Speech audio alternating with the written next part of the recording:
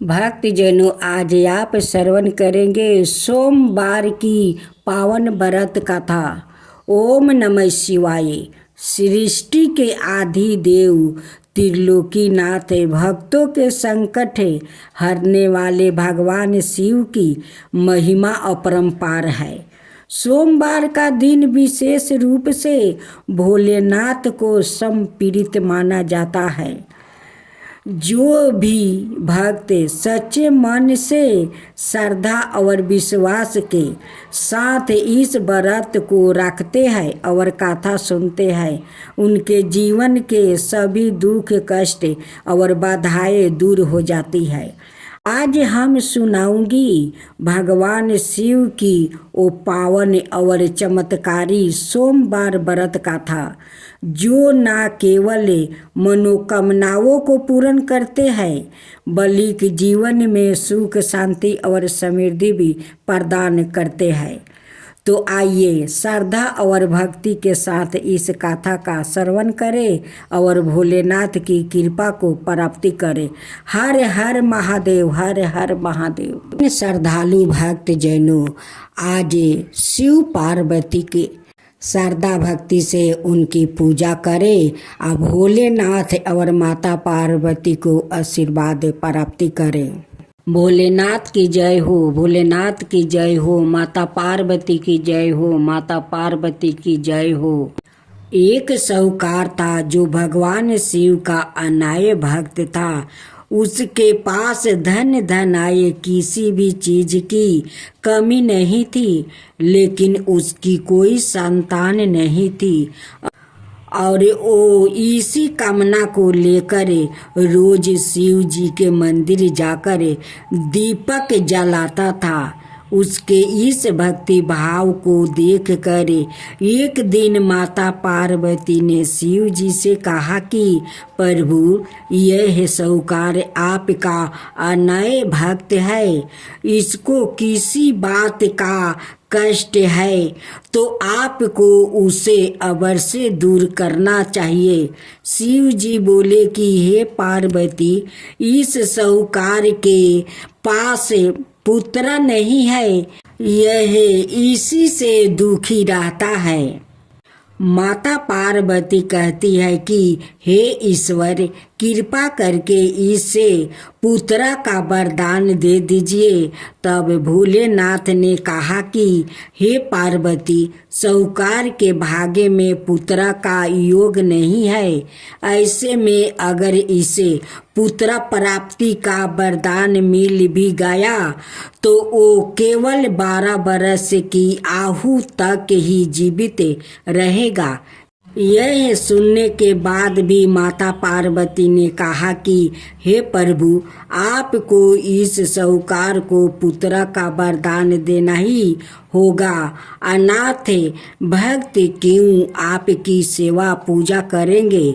माता के बार बार कहने से भोलेनाथ ने साहूकार को पुत्र का वरदान दे दिया, लेकिन यह भी कहा कि वो केवल 12 वर्ष तक ही जीवित रहेगा। साहूकार यह सारी बातें सुन रहा था, इसलिए उसे ना तो खुशी हुई और ना ही दुख। वो पहले की तरह भोलेनाथ की पूजा अर्चना करता रहा। उधर सेठानी गर्भवती हुई और 9 महीने के बाद एक सुंदर सा बालक की प्राप्ति हुई। परिवार में खूब उत्साह मनाया गया, लेकिन साहूकार पहले ही की तरह रहा और उसने लड़का की 12 वर्ष की आयु का जिक्र किसी से भी नहीं किया। जब बालक 11 वर्ष की आयु हो गई तो एक दिन साहूकार की सेठानी ने बालक के विवाह के लिए कहा। तो साहूकार ने कहा कि वो अभी बालक को पढ़ने के लिए काशी जी भेजेंगे। इसके बाद उसने बालक के मामा जी को बुलाया और कहा कि इसे काशी पढ़ने के लिए ले जाओ और रास्ते में जिस भी स्थान पर रुकना वहाँ यज्ञ करते और ब्राह्मणों को भोजन कराते हुए आगे बढ़ना। उन्होंने भी इसी तरह करते हुए जा रहे थे कि रास्ते में एक राजकुमारी का विवाह था। जिससे उसका विवाह होने वाला था वो एक आंख से काना था। तो उसके पिता ने जब अति सुंदर साहूकार के बेटे को देखा तो उनके मन में आया कि क्यों ना इसे ही घोड़ी पर बैठाकर शादी के सारे कार्य संपन्न करवा लिया जाए। तो उन्होंने मामा से बात की और कहा कि इसके बदले में वो अथाह धन देंगे। तो वो भी राजी हो गया। इसके बाद साहूकार का बेटा विवाह की वेदी पर बैठा और जब विवाह कार्य संपन्न हो गया तो जाने से पहले उसने राजकुमारी की चदरी के पल्लू पर लिखा कि तेरा विवाह तो मेरे साथ हुआ, लेकिन जिस राजकुमार के साथ भेजेंगे वो तो एक आँख का काना है। इसके बाद वो अपने मामा के साथ काशी के लिए चल गया। उधर जब राजकुमारी ने अपनी चुनरी पर यह लिखा हुआ पाया तो उसने राजकुमार के साथ जाने से मना कर दिया। तो राजा ने भी अपनी पुत्री को बारात के साथ विदा नहीं किया। बारात वापस लौट गई। उधर मामा और भांजे काशी पहुंच गए थे। एक दिन जब मामा ने जग रचा रखा था और भांजा बहुत देर तक बाहर नहीं आए तो मामा ने अंदर जाकर देखा तो भांजे का प्राण निकल चुके थे। वो बहुत परेशान हुए, लेकिन सोचा कि अभी रोना पीटना मचाया तो ब्राह्मण चल जाएंगे और जग का कार्य अधूरा रह जाएगा। जब जग संपन्न हुआ तो मामा ने रोना पीटना शुरू किया। उसी समय शिव पार्वती उधर से जा रहे थे तो माता पार्वती ने शिव जी से पूछा, हे प्रभु, ये कौन रो रहा है? तभी उन्हें पता चलता है कि यह तो भोलेनाथ के आशीर्वाद से जन्म हुआ साहूकार का पुत्र है। तब माता पार्वती कहती है कि हे स्वामी, इसे जीवित कर दीजिए। अनाथ रोते रोते इसके माता पिता के प्राण निकल जाएंगे। तब भोलेनाथ ने कहा कि हे पार्वती, इसकी आहु इतना ही थी सो वो भोग चुका है। लेकिन माँ के बार बार आग्रह करने पर भोलेनाथ ने जीवित कर दिया।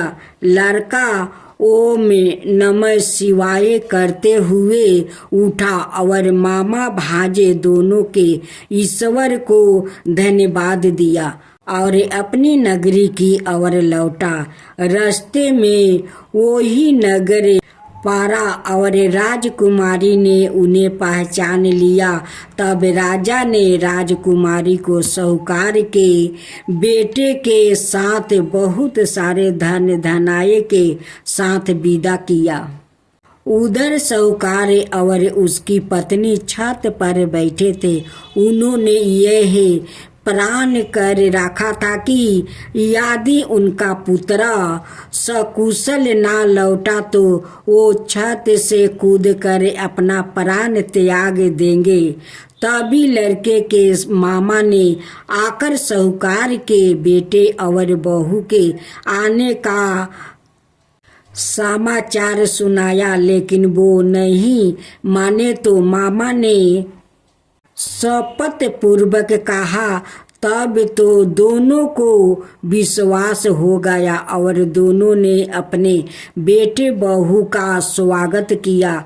उसी रात साहूकार को सपने में शिव जी ने दर्शन दिया और कहा कि तुम्हारे पूजन से मैं प्रसन्न हुआ। इसी प्रकार जो भी व्याकृत इस कथा को पढ़ेगा या सुनेगा उसके समस्त दुखों दूर हो जाएगा और मन बचित सभी कामनाओं की पूर्ति होगी। जय शिवा ओमकारा प्रभु हरे शिवा ओमकारा ब्रह्मा विष्णु सदा शिव अर्धंगिनी धारा। ओम जय शिवा ओमकारा एकानन चतुरानन पंचानन राजे शिव पंचानन राजे हंसासन गरुड़ासन विषवाहन साजे। ओम जय शिवा ओमकारा दो भुज चार चतुर भुज दस भुज अति सोहे तीनों रूप निरखता त्रिभुवन जन मोहे। ओम जय शिवा ओमकारा अक्षर माला बने माला मंदी माला तारी चंदन मृग मद सोहे बोले सुधिकारी। ओम जय शिवा ओमकारा श्वेतांबर पीतांबर गंबर अंगे सनिकादिके बरे मादिकी भूतादिकी संगे।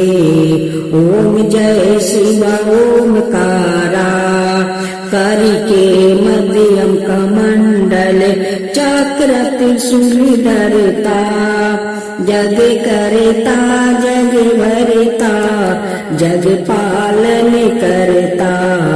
ओम जय शिवा ओमकारा ब्रह्मा विष्णु सदा शिव जानते अविवेका प्राण बचर के मध्यम याहे तीनों एका।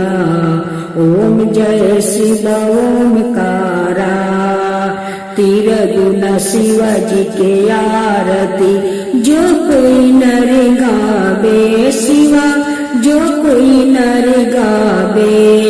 कहत शिवानंद स्वामी मन भजत शिवानंद स्वामी मन बाचित फल पावे। ओम जय शिवा ओमकारा जय शिवा ओमकारा।